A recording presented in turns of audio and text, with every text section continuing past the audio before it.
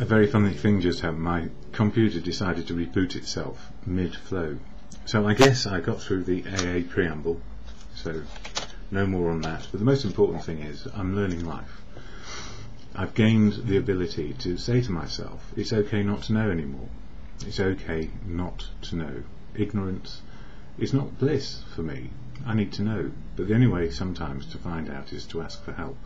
So fellowship put me back on track as a learner of life on a daily basis. So as I say, I share from this book, Daily Reflections, today's Daily Reflection, all about Step 10 and Tradition 11 this month. And Tradition 11, the thing I didn't mention just earlier, is Alcoholics Anonymous has no opinion on outside issues. Hence the name of AA never ought. The AA name ought never be drawn into public controversy. So only one requirement, a desire to stop, help each other, and AA has no opinion on anything, but you can guarantee that everybody in the fellowship does. And we speak freely, but we don't speak for or on behalf of the fellowship, because we're all unique, authentic, and on the same level. We don't have leaders, and it's not an organisation which is trying to tell you what to do. And it's free at the point of entry. All these things are good learning lessons for me. I mean, I was always altruistic. I used to give bucketfuls of money away when I had it. And I don't know why. I just felt it was the appropriate thing to do. And to try and help people, definitely, was always part of my character. But in there was I thought I'd be better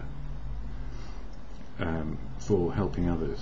And it was altruistic, and I didn't expect anything back from anybody, particularly in those financial things.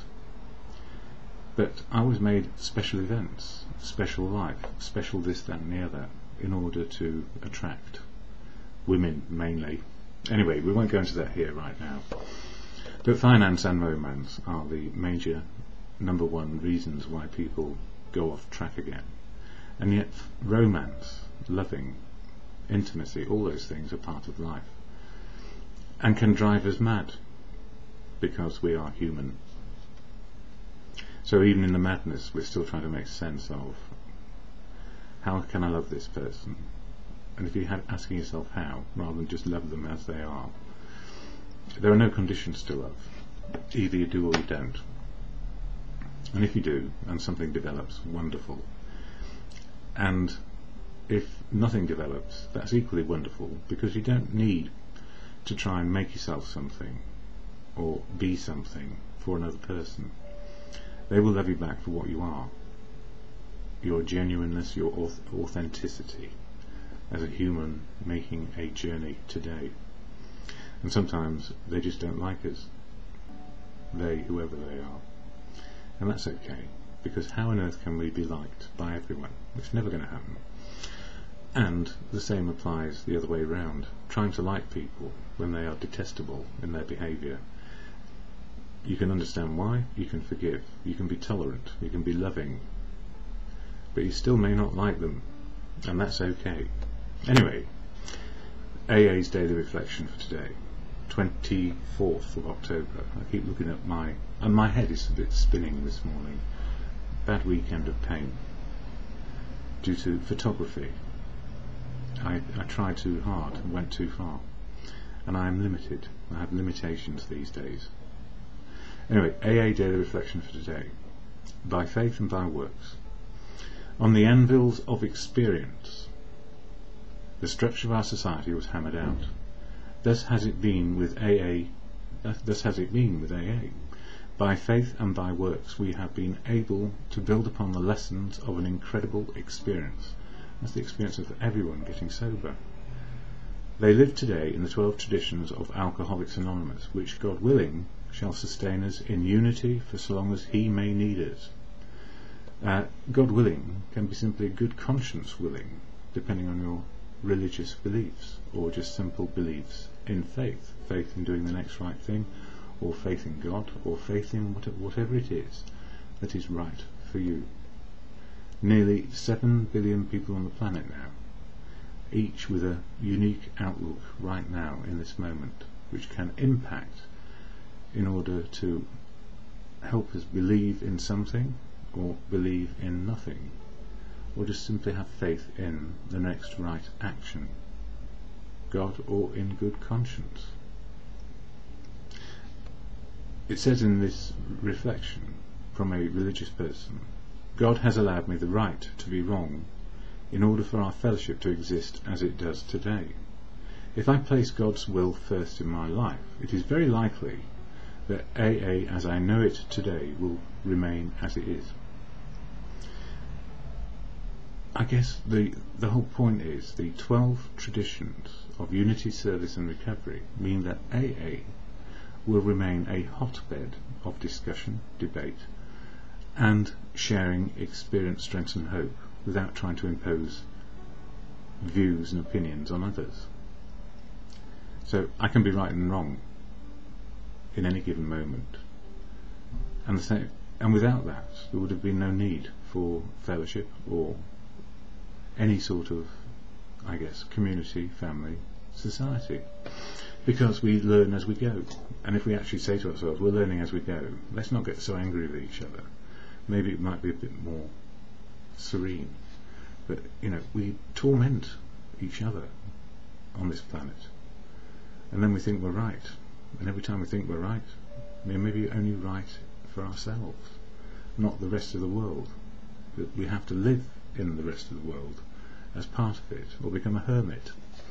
And that's a favourite of alcoholics, to actually find oneself in the place where you don't want to be, isolated, alone, indignant, angry, resentful. What did I do to deserve this? All these things sort of pile in on us, and they're good reasons for getting the bottle out again. So every time we get angry, disheartened, resentful, our expectations are not being met. Maybe we ought to ask ourselves, what is the level of expectation I need employ today? And simply for me, I set my expectations to 0 and then see what's going to happen. How am I feeling? Why? What can I do? And one of the things I do for myself is remind myself of step 1, step 2 and step 3 of the fellowship program. Step 1, I am powerless over alcohol, and I put the same applies to people, places and things.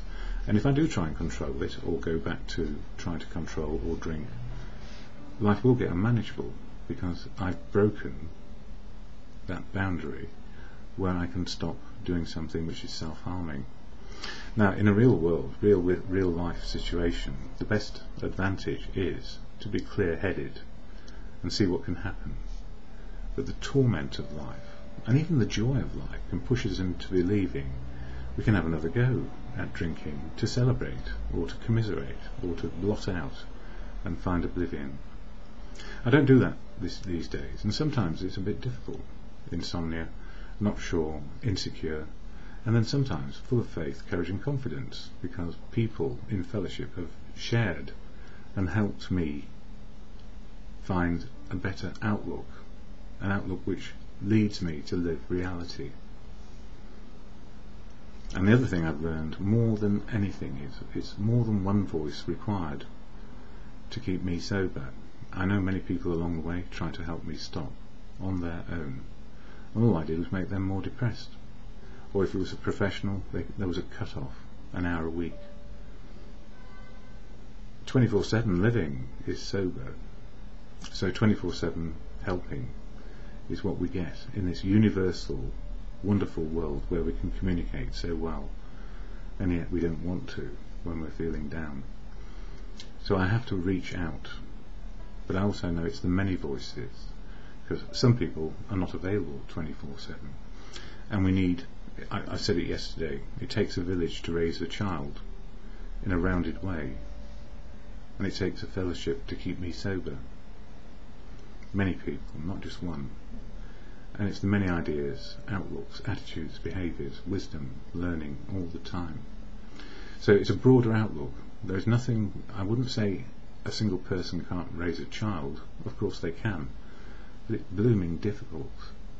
And I'm not saying there should be a certain type of family unit, but if there is a multitude of resources around in a village to help a family grow from single parent, one child, to single parent, multitude of children, to conventional family, 2 parents, 1 child, many children. It's the whole mix that broadens the wisdom of each individual as life experience goes on. So that's what fellowship does. It's like a great big family if we get into it and we respect the difference and diversity, but look for the similarities that we all have. That's why fellowship works. And unity, service and recovery, the 12 traditions, mean that we have much of no opinion about other people. But my thoughts this morning were quite strident, if you like. So October 24th today, I had a desire to stop drinking. That was several years ago.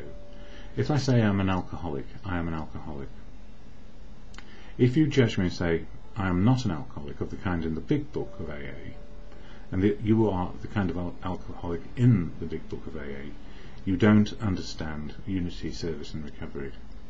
So part of fellowship is not judging others, whether they're sober, not sober, whether they're an alcoholic or not an alcoholic, or they're just there because it's a nice place to find friends. Because it is actually, and be sober as well. A real alcoholic is responsible and understands the AA pledge. Now the AA pledge is very simple. I am responsible when anyone anywhere reaches out for help. I want the hand of AA to be there, and for that I am responsible. Now the hand of AA to be there is the unity, service, recovery hand of AA, the many voices, the many people in fellowship who keep the single person sober.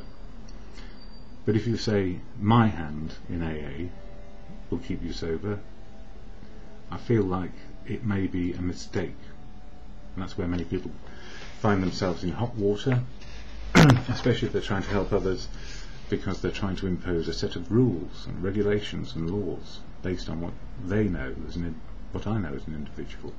What I know is it's not one person's outlook that's going to keep me sober, and certainly not their imposition of belief and opinion. So I'm very clear and careful on this. Judge not, lest you be judged. And am I the problem or the solution today? A simple question. Well, I hope I'm more of the solution rather than the problem. And again, the steps work all the time. Contingent on the day I ask for help, my step 6 inventory can lead me to doom. And my step 6 inventory is my defects of character, as they are called. And they are extremes of personality traits. So extremes of fear, putting on a brave face, and ego covering up my ignorance, shame and guilt. Those are my defects. Just not knowing can make me feel shameful and guilty. Say, or just my appearance, my size, my body, the way I look, can make me feel shameful and guilty that I could have improved and done better than I am. And that's true, but why am I not? I'm just the way I am today. So, my step 7, which is all about shortcomings, not enough of something. Short on faith, courage and confidence, or extreme lows of faith, courage and confidence. No faith, no courage, no confidence, no self-esteem. Asking for help is humility, and learning follows as we find out what we can do and what we cannot do, and the wisdom to know the difference today. So if I can improve and say, it's okay not to know, have a bit of faith, courage and confidence, and I will get knockbacks, because people say, a man of your age ought to know that by now. And that was one of my undoings. I thought they were right when they said that. I should have said, actually a man of my years doesn't know that because it's not been part of my life experience. Now if that's a deficit, I can do something about it with a bit of courage, faith and confidence to find out. But if you stand there telling me you ought to know better, I don't know better. I need to learn how to do better, or improve as I can.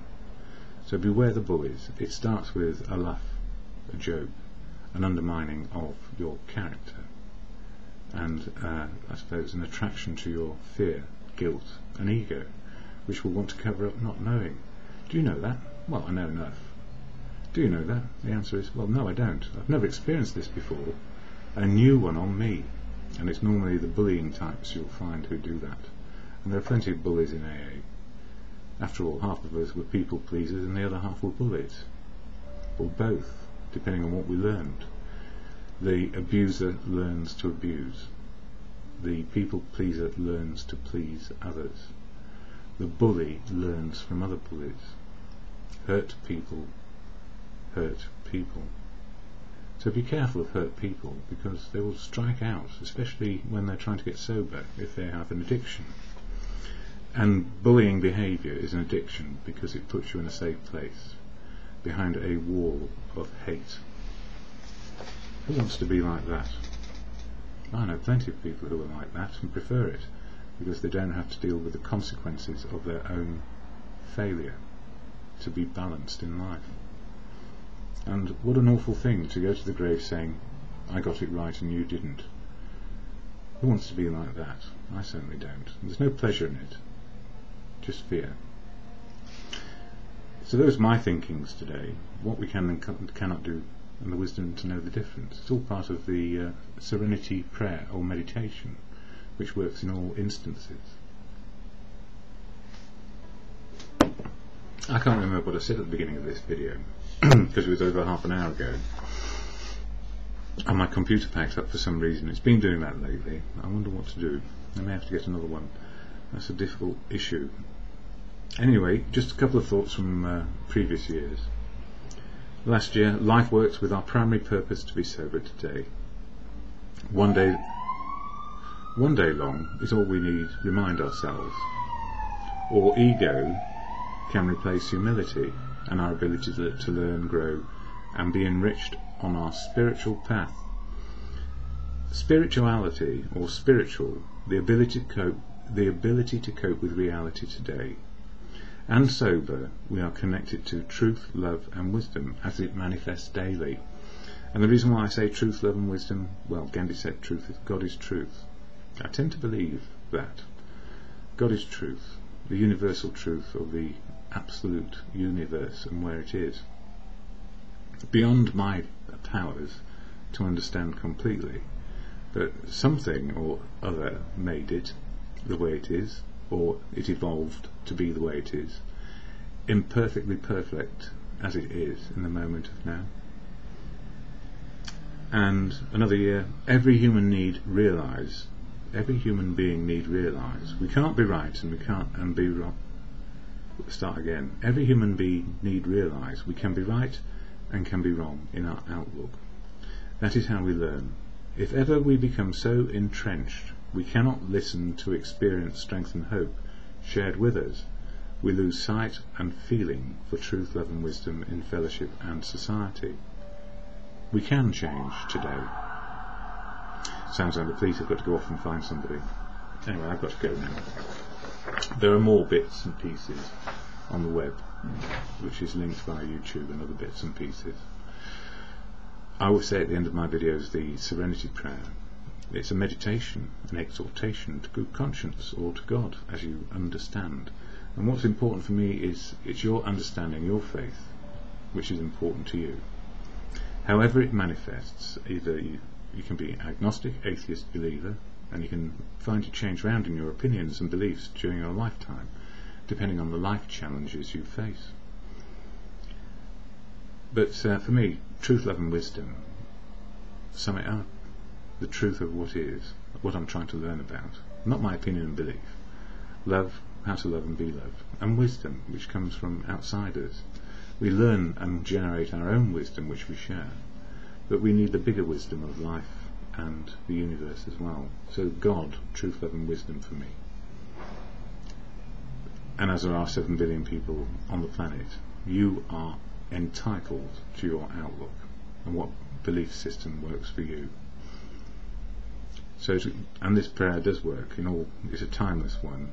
It's about serenity, granting me the serenity to accept what I can and cannot do, and the wisdom to know the difference. I can do, change me, my attitudes and outlook, and learn more. I can't impose my attitudes, beliefs, ideas and opinions on you. Can do, change me. Can't do, change you. You are your responsibility. But we all have lots of help if we ask for it and we're open to it. And how to get the best from life, which is ask and don't be afraid to. because there are people out there in the world who will help us if we do ask for help. And if we encounter people who don't, or want to impose and bully, control, we have a choice to walk, and the sooner we walk, the easier it is, because we don't get stuck in obligation and loyalties which are not deserved. Beware of obligation and loyalty. They are loyalty through love and common outlook, interest. But you can be in love with somebody who has a completely different outlook when it comes to matters of faith. And it works. Because if you respect each other, it will work. And we're not here to impose. Like-minded, but learning. So diverse, so unique, so authentic. That's the way of life. So the Serenity Prayer, to God or in good conscience, as suits you. God, grant me the serenity to accept the things I cannot change, courage to change the things I can, and the wisdom to know the difference.